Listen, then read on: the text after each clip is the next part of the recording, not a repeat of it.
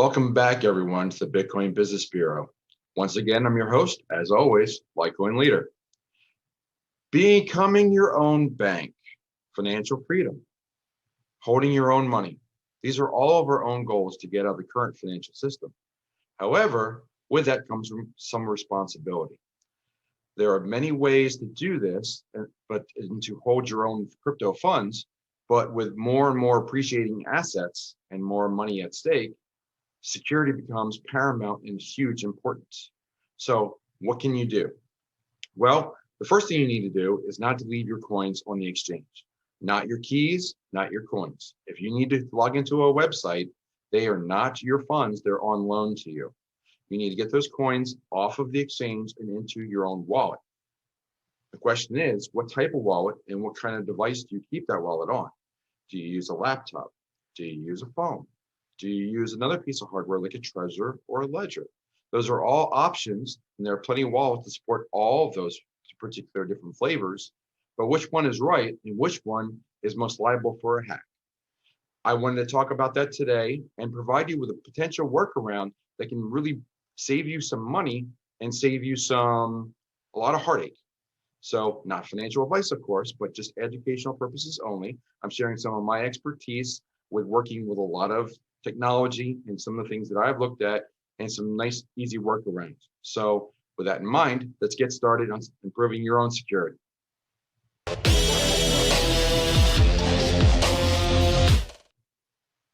First, a little history. I have worked in telecom and software and writing code for a good amount of my life.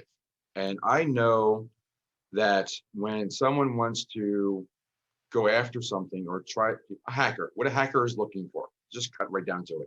What's a hacker looking for? A hacker is much like the rest of us. They want bang for their buck. They want to get a good amount of reward for the least amount of work. So they're looking for what everybody calls low-hanging fruit. They're looking for devices that are easy to attack, that will reap the most rewards. So the two most common devices in the marketplace are the Trezor and the Ledger.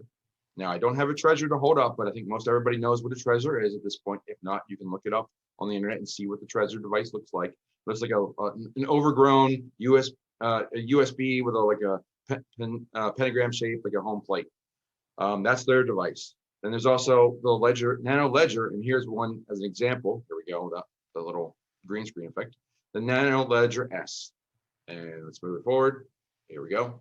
Camera, camera, camera. Anyway, you get the idea. So the Ledger Nano S, I'll open the box. It looks just like a USB stick, but it's a little fancier than that. But these guys plug into the side of your PC or your laptop. Now, these guys are subject to hacks and attacks, both this and the Trezor, and here's why. If I'm a hacker, you've got phones, and you've got laptops, and you've got Trezors and Ledgers. Most people recommend using a Ledger or a Trezor to keep your coins on a hardware device. It's the two most common flavors of hardware devices to store crypto. Now, if I'm a hacker and I'm going to write code that it will attack the most common interface, the most common device. So I'm going to write it for the USB port for laptops. So if you happen to click on the wrong link on the internet, if you're on Reddit and you click on something you think is good, but it winds up being bad and you don't even know you did it, but it installs something on your laptop or your PC looking for a Trezor or Ledger to attach to that PC, you can be subject to a hack. And you believe me, you don't want to see that happen, because that is the easiest way for them to see the device, grab all the assets and private keys, send them off to new wallet addresses, and those funds will be gone forever. So how do you avoid this? You can use a mobile device. You can use them. You have wallets on your cell phone, so you can put in Exodus, Trust, Ledger, Trust Atomic, Coinomy. I mean, you've got all these different wallets that are out there. There's all different flavors of wallets, all for your mobile device. But now you're walking around with your phone that could be on the cell phone network, or can walk on grabs any Wi-Fi. If somebody's looking in the Wi-Fi, again, can hack into your phone, find those coins, find those keys, and pull your money right off of your wallet. Again, you don't want that to happen. So what do? Here is a quick and easy answer, and it's really simple, and it's low cost and inexpensive. So here's the workaround that I would recommend for most people at any price point in their crypto journey.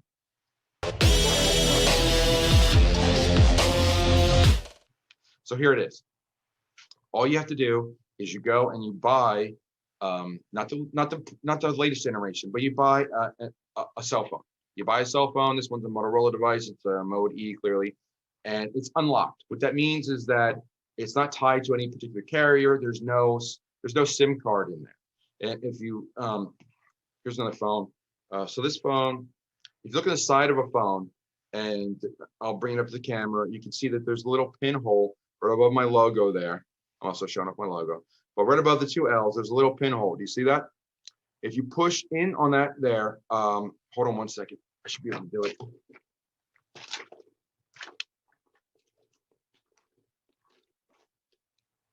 This is gonna be some magical editing right here. So give me a moment.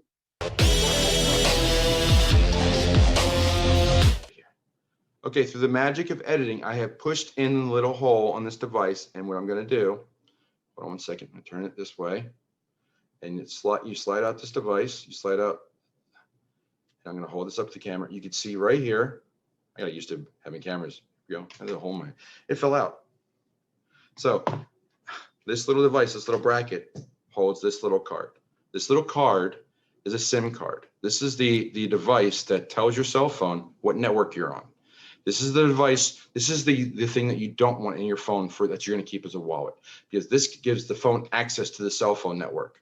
Since we don't want to do that, we don't want to give access to the outside world, this particular device. So now we have it unlocked, and you take the SIM out. Now, unlocked phones come without that SIM card. Again, here's the hole again, just to show you, like this particular Galaxy phone.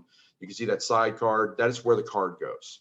So you pop that out, and now the device is only a hardware Wi-Fi only device.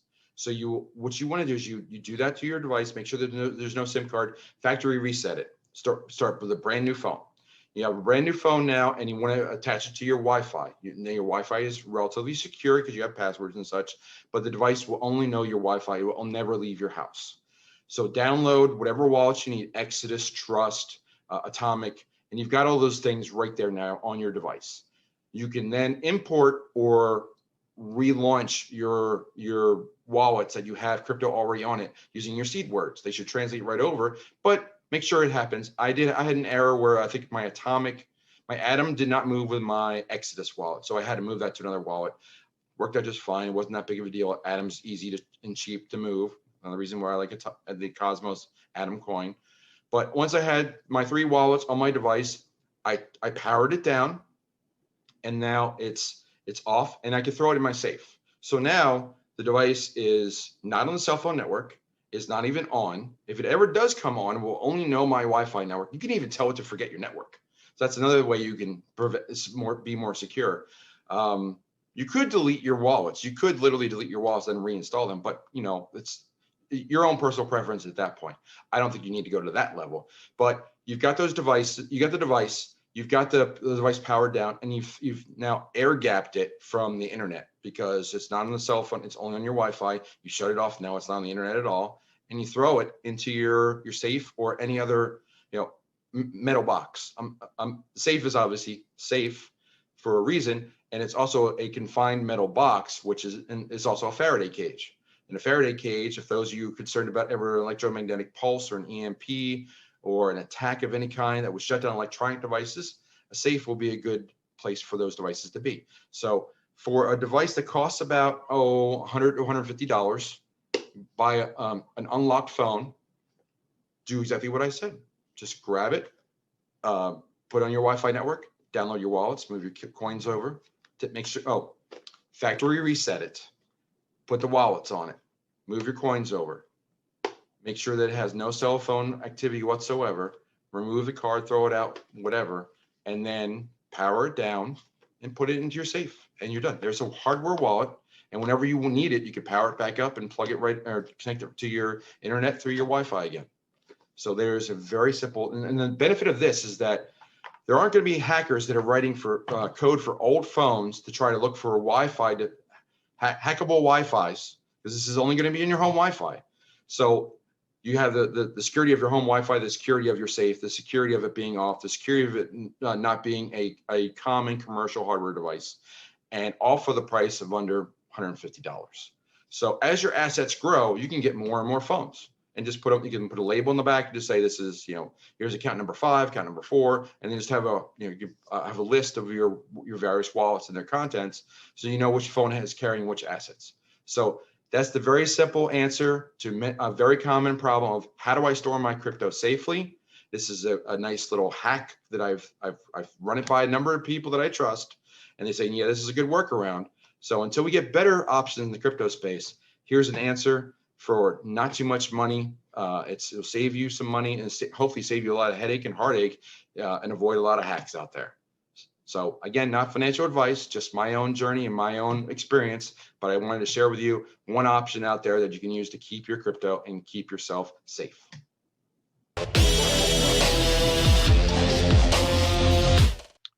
So there we go. There's a cheap and easy, quick and dirty workaround, just using an unlocked phone instead of using an expensive laptop or another expensive device. There are going to be other devices that are going to be put out into the market. I've talked to Bitcoin Ben, I've talked to Papa Joe. They're all looking at different flavors of solutions out there. Clearly, Ben has the Helix Solutions laptop that's out there. That's a great option, but it may not be the right price point for everyone. And everyone may not be the right position in their crypto journey to either afford it or be right to use it just yet. So providing a simple solution that gets you out of the potential risk of using a Trezor or a Ledger and a potential hack situation is using the unlocked phone. So I wanted to share that today. I want to give you a very viable option, something that I use as a security measure, all the different layers of security that it provides. And the cost is relatively inexpensive. It's a little bit more than Nano S, but in the long run, that'll save you, not financial advice, but will save you probably a good amount of money and plenty of heartache as well. So with all that said today, we're going to close the drawer on the bureau, and I'll see you next time. Take care.